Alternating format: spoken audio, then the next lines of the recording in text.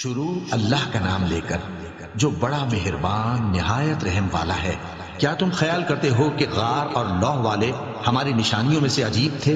جب وہ نوجوان غار میں جا رہے تو کہنے لگے کہ اے ہمارے پروردگار، ہم پر اپنے ہاں سے رحمت نازل فرما اور ہمارے کام میں درستی کے سامان مہیا کر۔ تو ہم نے غار میں کئی سال تک ان کے کانوں پر نیند کا پردہ ڈالے رکھا، یعنی ان کو سلائے رکھا۔ پھر ان کو جگہ اٹھایا تاکہ معلوم کریں کہ جتنی مدت وہ غار میں رہے دونوں جماعتوں میں سے اس کی مقدار کس کو خوب یاد ہے۔ ہم ان کے حالات تم سے صحیح صحیح بیان کرتے ہیں۔ وہ کئی نوجوان تھے جو اپنے پروردگار پر ایمان لائے تھے، اور ہم نے ان کو اور زیادہ ہدایت دی تھی اور ان کے دلوں کو مربوط یعنی مضبوط کر دیا۔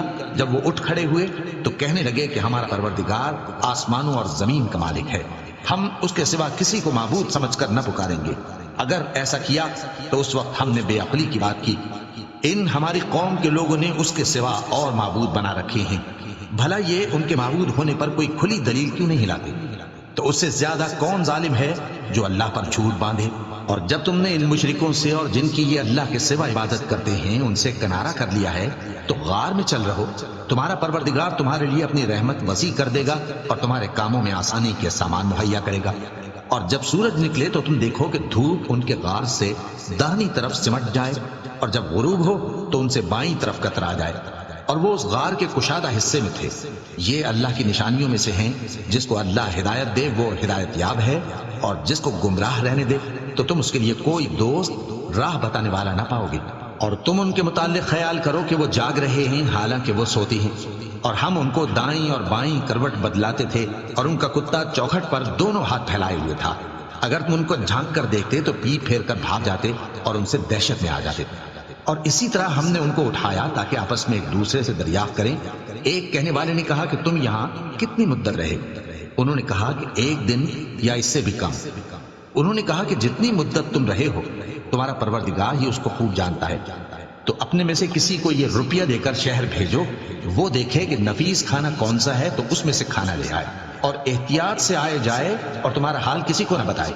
اگر وہ تم پر دسترس پا لیں گے تو تمہیں سنسار کر دیں گے یا پھر اپنے مذہب میں داخل کر لیں گے، اور اس وقت تم کبھی فلاح نہیں پاؤ گے۔ اور اسی طرح ہم نے لوگوں کو ان کے حال سے خبردار کر دیا تاکہ وہ جانیں کہ اللہ کا وعدہ سچا ہے، اور یہ کہ قیامت جس کا وعدہ کیا جاتا ہے اس میں کچھ شک نہیں۔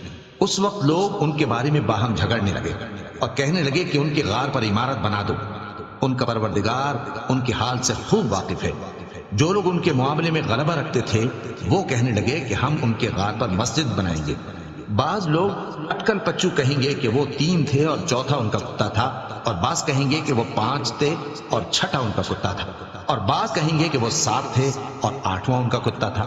کہہ دو کہ میرا پروردگار ہی ان کے شمار سے خوب واقف ہے، ان کو جانتے بھی ہیں تو تھوڑے ہی لوگ جانتے ہیں۔ تو تم ان کے معاملے میں بحث نہ کرنا مگر سرسری سی بحث، اور نہ ان کے بارے میں ان میں سے کسی سے کچھ دریافت ہی کرنا، اور کسی کام کی نسبت نہ کہنا کہ میں اسے کل کر دوں گا، مگر انشاءاللہ کہہ کر، یعنی اگر اللہ چاہے تو کر دوں گا۔ اور جب اللہ کا نام لینا بھول جاؤ تو یاد آنے پر لے لو، اور کہہ دو کہ امید ہے کہ میرا پروردگار مجھے اس سے بھی زیادہ ہدایت کی باتیں بتائے۔ اور اصحاب کہف اپنے غار میں 9 پر 300 سال رہے۔ کہہ دو کہ جتنی مدت وہ رہے اسے اللہ ہی خوب جانتا ہے، اسی کو آسمانوں اور زمین کی پوشیدہ باتیں معلوم ہیں، وہ کیا خوب دیکھنے والا اور کیا خوب سننے والا ہے۔